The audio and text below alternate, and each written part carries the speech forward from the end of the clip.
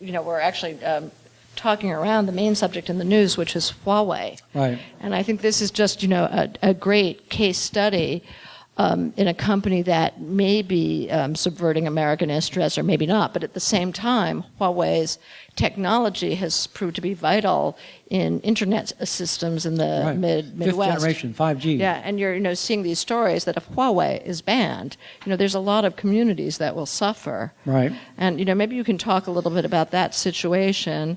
Well, this is a case where the Chinese state-run system, state-owned enterprise system, has surprised us with coming up with an advanced technology that we didn't really think that they could do this. So they're trying to do this across the board: quantum computing, supercomputers, on and on, artificial intelligence, on and on. They are trying to use their considerable wealth and legitimate expertise, as well as stolen expertise, to leapfrog us. They are attempting to leapfrog us. So here's a case where they have come up with a technology we have no answer for. We were caught sleeping, in effect. This is like Sputnik in the 50s, in my mind, that here they come with 5G, rolling it out around the world, and we don't have an answer to it. The only other makers of these systems are Ericsson and Nokia. So what can we do? Well, so the Trump administration is fighting what I would call a rearguard action to tar them, to arrest Ms. Meng in Canada, to whip up the case in Seattle about T-Mobile, to vilify them, to put diplomatic pressure. But it begs the question of how are we going to develop our own technologies so that we're not surprised by further Huawei's? Are you suggesting that what the Trump administration is doing is really sour grapes, that they don't have a legitimate case against Huawei? Well, I think they do have a legitimate case in the sense that if it's a PLA outgrowth, if the Chinese government were to ask Huawei to tap a certain set of records or a certain network, there's just no question in my mind that they would do it. The Chinese passed a law a couple of years ago that say any Chinese entity operating anywhere in the world, if asked by a Chinese government agency for assistance, they have to render it. It's a matter of Chinese law.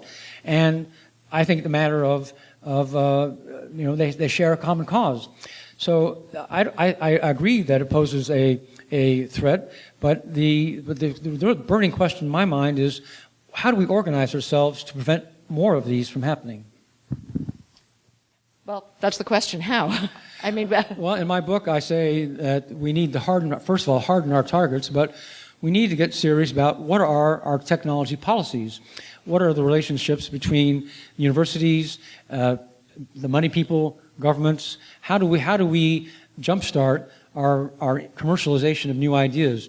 Right now, I'd say we still are best at coming up with the fresh new ideas, the cutting edge, bleeding edge ideas. But it takes us too long to develop them because of access to capital, of our system is not as fast as the Chinese system seems to be in taking these ideas and blowing them up, making them happen.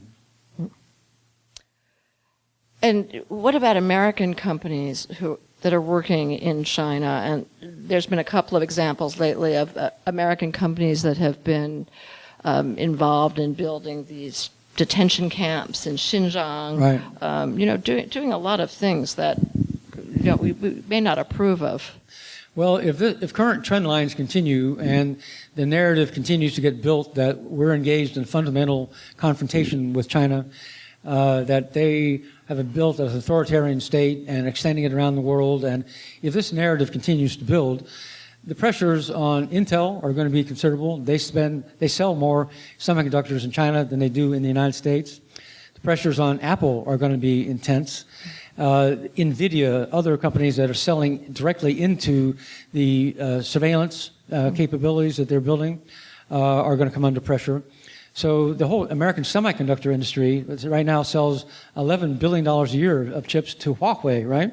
So if that shuts down, then we're going to find our high-tech sector is getting caught in between. Yeah, I mean, it seems like it's kind of too late.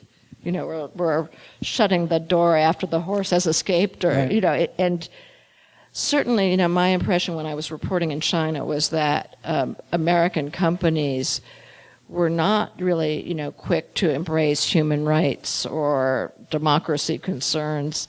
that, they were just really in it for the money, money, money. And even when they were exploited, when their technology was stolen, they were very unwilling to speak up. Right.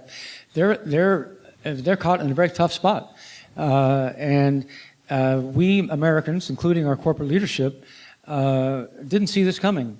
We were somewhat naive. We thought that the Chinese would gradually embrace our Western values. They weren't going to kick the Communist Party out, but they were going to embrace some pluralism, some blossoming of civil rights, some blossoming of human rights, and that gradually China would slot into a world order that was established after World War II. But the Chinese are clearly demonstrating that they have their own agenda. They are trying to slot us into their world agenda, their world order, and that they don't respect our institutions or our values. So now, and this, I attribute this largely to Xi Jinping. So now that he is now ruler for life, for as long as he chooses to be ruler, these pressures are going to build on American business to decide whose side they're on. I would dare say that they're on their own side, or on the side of the shareholders.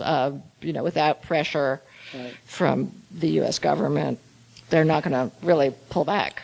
It's very difficult. I mean, what would happen if there was a human rights campaign against Apple or Intel, and so shareholders, the Sisters of Good Charity who sue companies, said we can no longer morally support a company that does these things. So it could emerge as a major issue in boardrooms. Although it amazes me how much it has not emerged as a major issue in boardrooms, and certainly those of us who were reporting in China, we wrote quite a bit about Foxconn, the Taiwanese company that's a big supplier to Apple, which had a lot of worker suicides, and they seem to go through the motions of expressing concern, but not much changes. No, not much changes.